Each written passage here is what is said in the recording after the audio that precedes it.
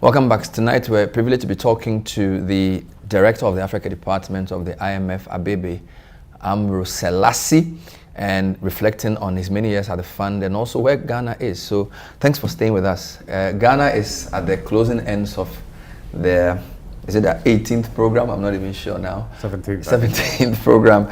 And the reviews seem satisfactorily positive.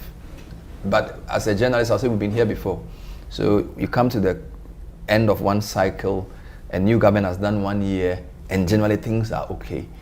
But it's almost the pre-election year, the election year, things go south. A lot of people are frustrated that we keep going back. So the programs are like palliatives. They're not really structurally mending the problems, all right? So whilst the review seems fairly positive, how should Ghanaians interpret that over the past 17 programs? Right, not just on this, because we know that this is a great start. How should we interpret this great start, having in mind the fact that we've been here 17 times before? So, I think the first thing to note is I go back a little bit, maybe a bit too much in looking at, if you look at the broad sweep of time, there has been tremendous progress in Ghana. Okay, and this is not on account of IMF or these programs, but what the Ghanaian people, government, civil society, parliament, businesses have done, and that's going forward. Also, that's what Ghana's continued success will rely on. Second, I think policy making in the context of boisterous democracies that our countries are increasingly becoming is not easy, yeah? And quite challenging. And when I look at Ghana's record, the weakness, there's been tremendous strength in terms of the improvement and development outcomes. Indicators like electricity access. It used to be 30-40% 20 years ago. Now it's closer to 90% or even more. So there's been tremendous progress in the quality of life in many cases. Where there hasn't been as much progress, if you ask me, is job creation, one, and then second one I think is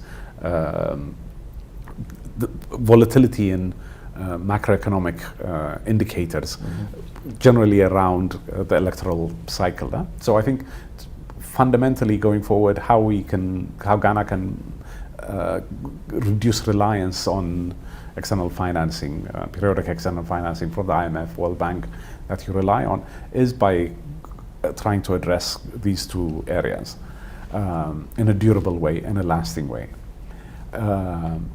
So I think fundamentally, again, this goes back to the point I was raising earlier. I think as countries we have to look at, Ghana has very strong social contract, incredibly boisterous democracy. Why is it that when the government is providing all of these goods and services, there isn't enough attention being paid to tax revenue collection, for example? These are deeply domestic, these deeply internal questions. And the Achilles heel here, honestly, I think has been that there's been the periods where there hasn't been external financing, external concessional financing. Instead, the reliance has been on expensive debt rather than on tax revenues. And as long as fiscal deficits keep blowing up and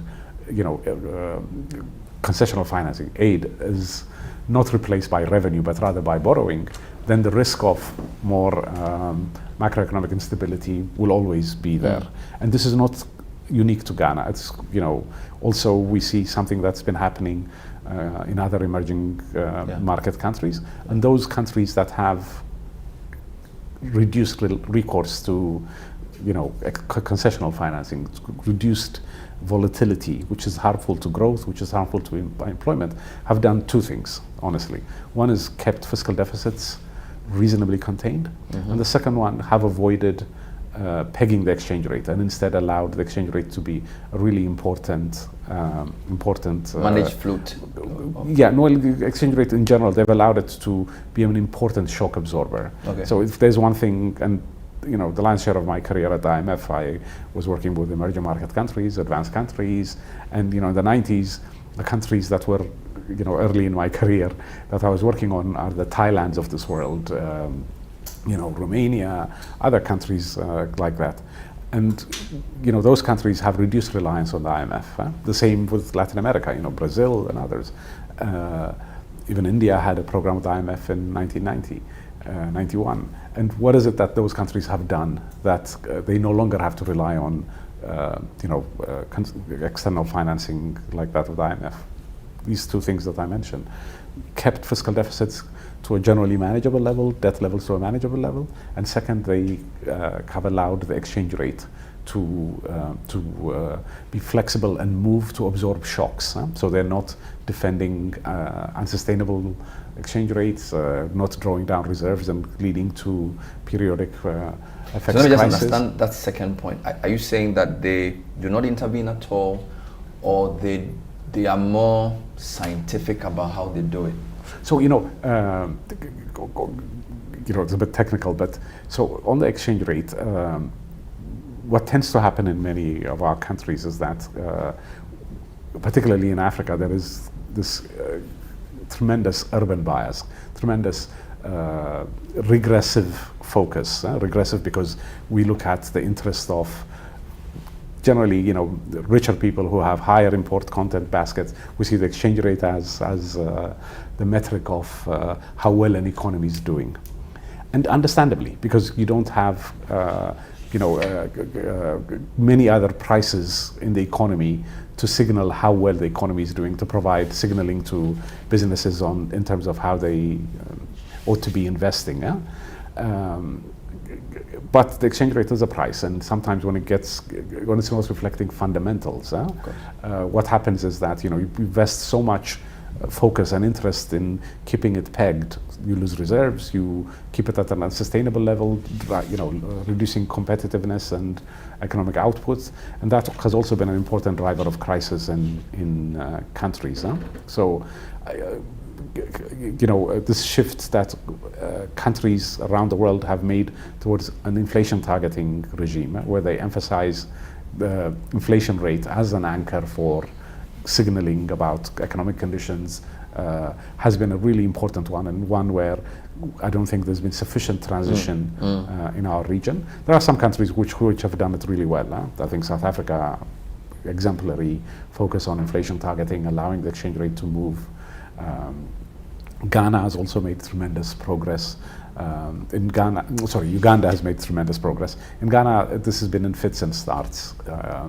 So that also is, I think, an area which our countries in the region would need to work on.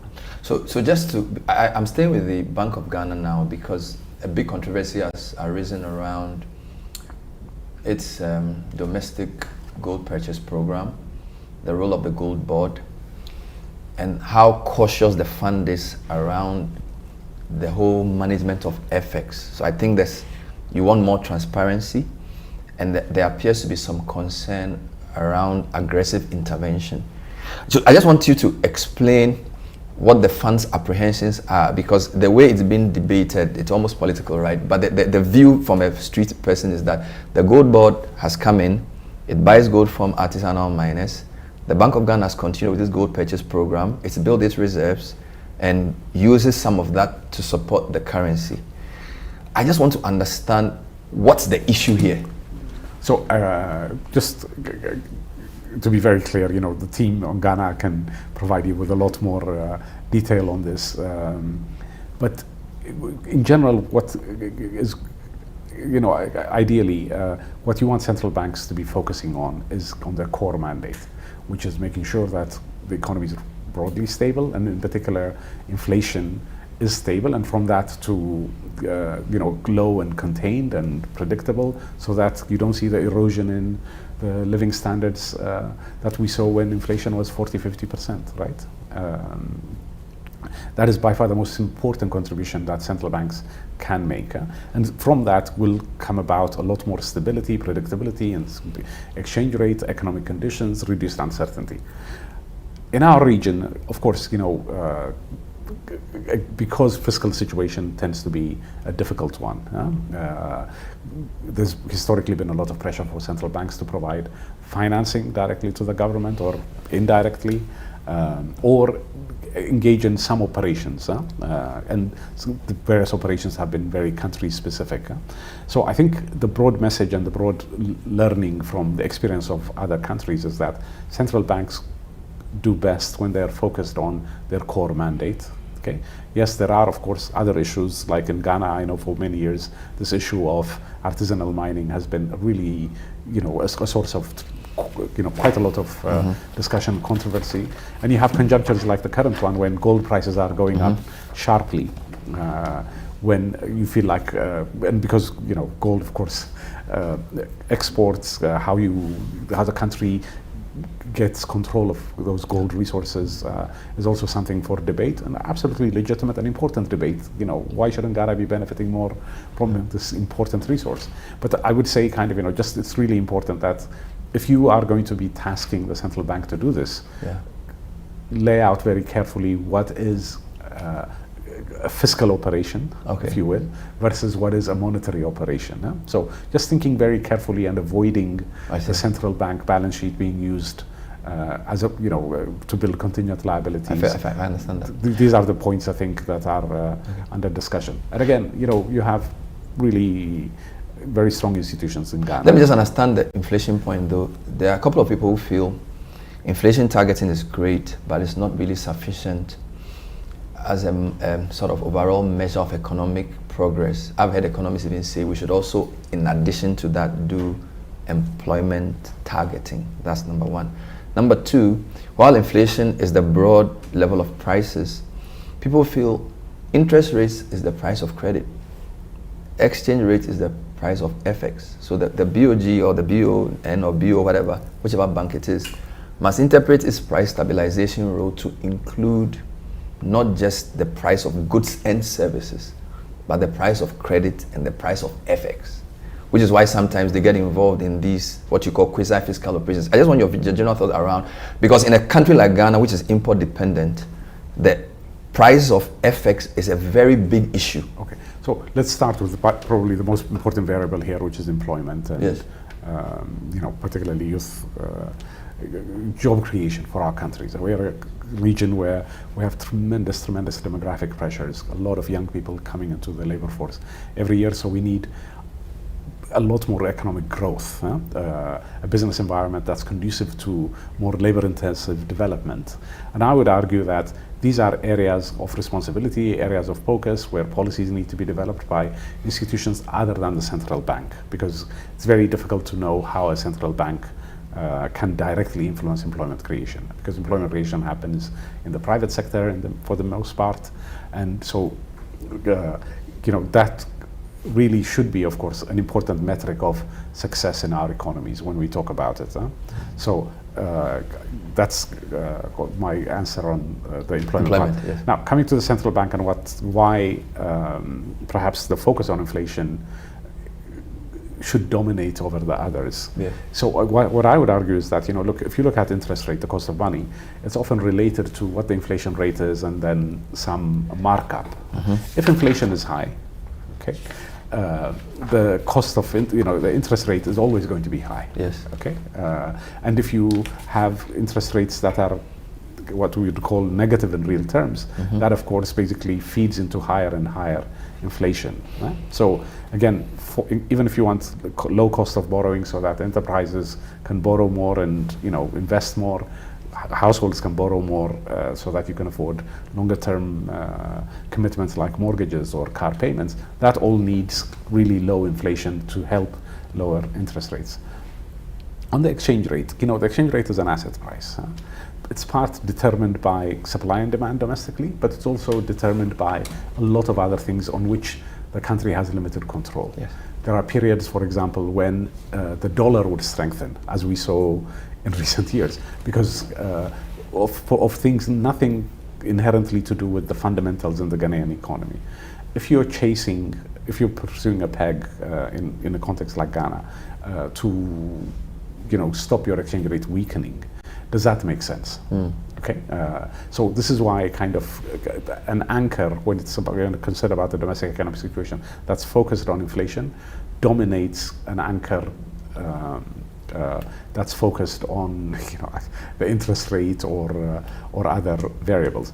Now, of course, there are other countries that have an exchange rate that's pegged to the euro or the dollar as the part of their monetary framework, but that's not the framework that you have here. If you choose to have a framework where that is the case, then you're giving up control on monetary policy completely.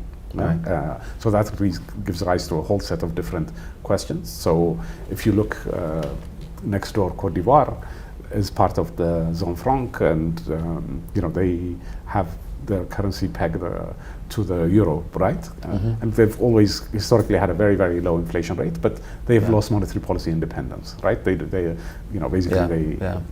have the you see the point. I see the point. But I think the framework here that Ghana has adopted, we think that, and I think it's not just we, I mean, this BOG, most importantly, thinks that a regime where the focus is on inflation is important. For time's sake, I'm going to do a 2-in-1. Yeah. The debt situation assessment remains high risk of debt distress. Now, the reasons given are uncertainty surrounding commodity price, exchange rate movement, and then elevated rollover of IPP. I just wanted your thoughts around commodity price, because cocoa and gold are very key for the country. Gold, unprecedented levels. Some people think it's going to even get to 5,000 per ounce. It's about 4,700. Cocoa has also done relatively well. If I were the finance minister, I would be a bit disappointed that the assessment of our debt rate remains high, because we've made some progress. Bilateral agreements have been done, some payments have been made, how to even treat, some debts have been agreed. Yeah. So some people feel, aren't you being a bit too conservative overall around our debt outlook, looking at how well commodity prices are trending, and then also some of the progress we are seeing in the energy sector in relation to payments as well. So I just want you to sort of mix all of those up in how you understand the debt as analysis in view of the energy sector and the commodity price, because those are the two main areas of sustaining our mobilization of revenue. So, when we do the sustainability analysis, it is by looking at, the whole, a whole panoply of indicators, a lot of indicators. We try and identify the factors that can have predominant weight. And it's interesting that you say that commodity prices are high and could go higher still. It wasn't so long ago when, I remember having a lot of conversations like this with officials in the context of the pandemic, when we were looking at some countries that are oil exporters, and oil prices had fallen to 35 a barrel. They felt hard done by, and then a year later, when the war broke out in when the Soviet Union invaded, when Russia invaded Ukraine, showing how old I am. When Russia invaded Ukraine. Soviet Union. When Russia invaded Ukraine and oil prices went up, everybody wanted oil, for us to use $100 as an oil price. Yeah. And yes, gold prices are where they are, but I think being conservative in what we assume about these commodity prices are important for two reasons. One, they tend to be very volatile. And the second, perhaps more fundamental reason is, at least in my working career, but I think even beyond, one of the great ambitions that we've had as countries has been diversification beyond just reliance on natural resources.